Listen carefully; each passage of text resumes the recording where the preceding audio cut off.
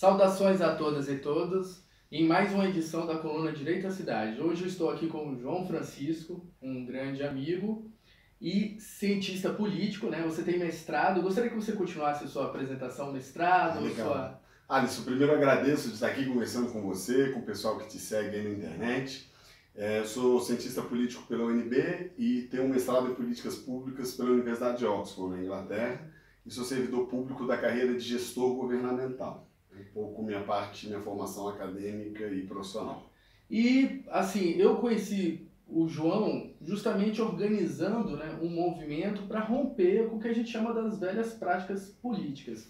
Acaba que parece, virou um jargão, né, a gente quebrar as velhas práticas políticas, mas eu sei que é mais do que um jargão. Na verdade, hoje o eleitor, as pessoas, elas têm que buscar isso, porque não existe renovação. O sistema político eleitoral, ele está favorecendo quem já está na política e justamente quem está viciado nessas velhas práticas.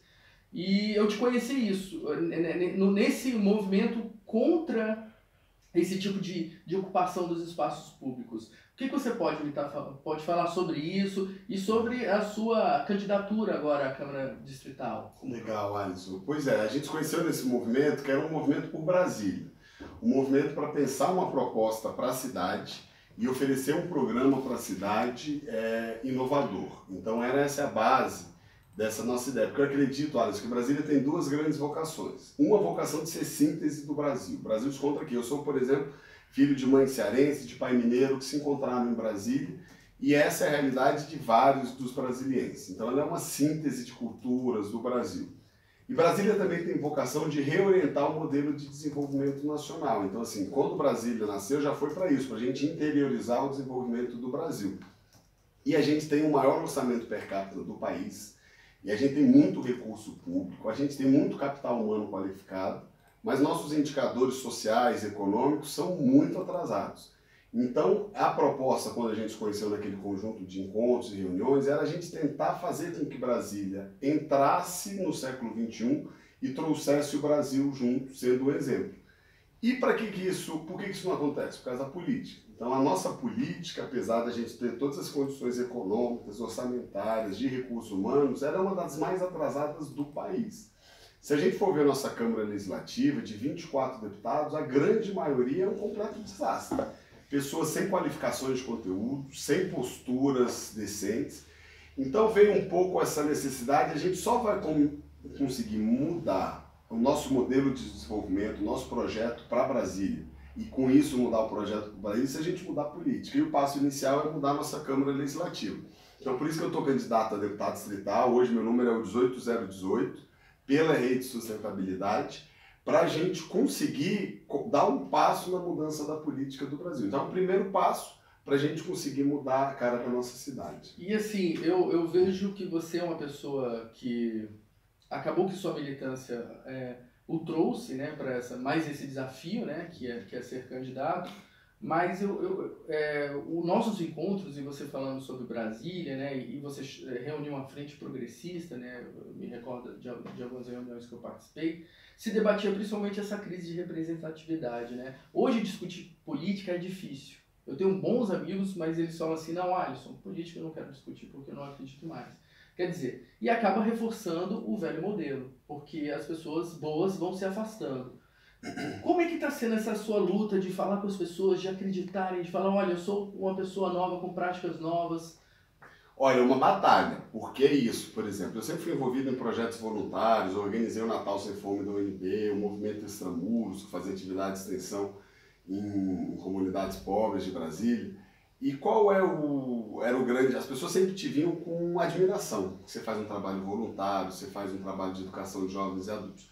Quando você vira candidato, você quer entrar para a política, as pessoas te olham com desconfiança.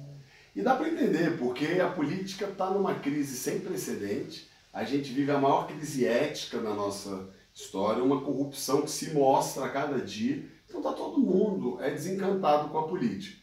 Mas eu costumo falar, que tem uma frase até do Frei Beto, que tem um livro aqui muito bacana, que quem não gosta de política é governado por quem gosta. Então, a gente tem que ter muito cuidado, porque se os bons saem da política, a política é ocupada por esse conjunto de bandidos que ocupam a política atualmente.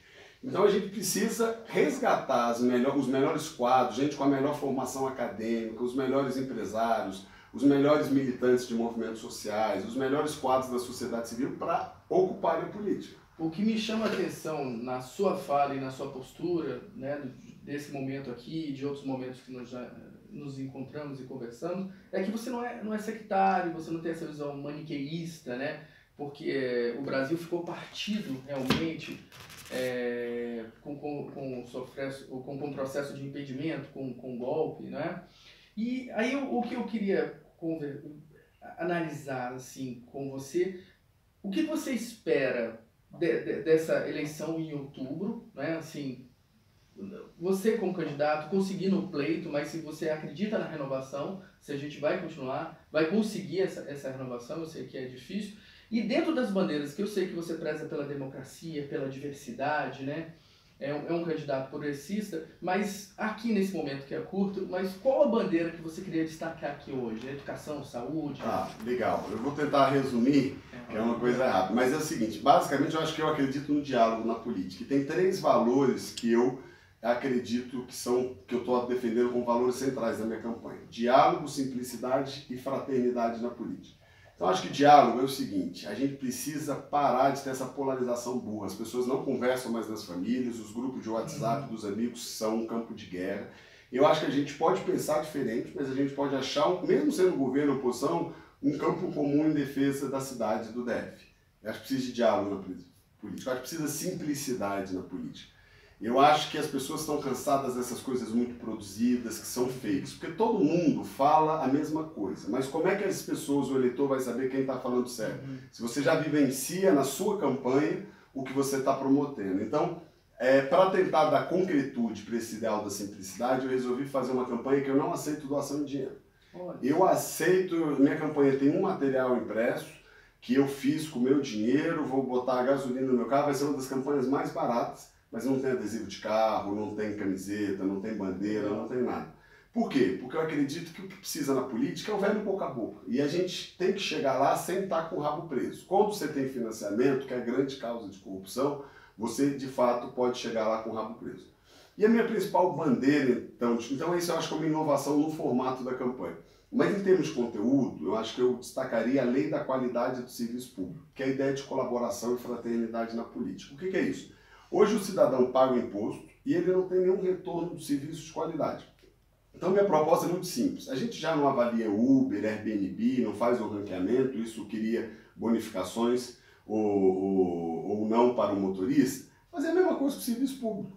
O cidadão foi lá, o médico atendeu super bem, ele avalia esse médico super bem.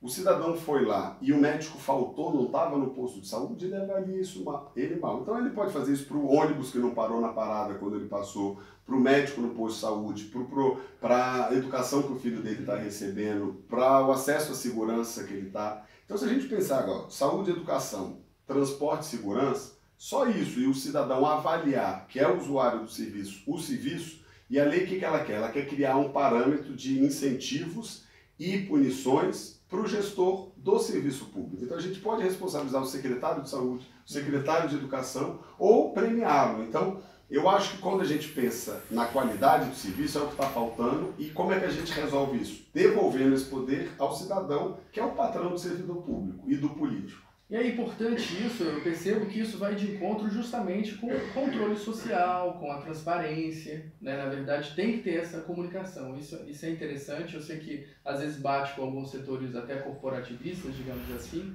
mas é necessário, afinal de contas nós estamos vivendo um tempo de mudanças, de paradigmas, e quando você fala em fraternidade, né, isso é importante mesmo, quando você fala em fraternidade, me lembra essa coisa de mediação de conflitos, de conversa, de chamar para dialogar.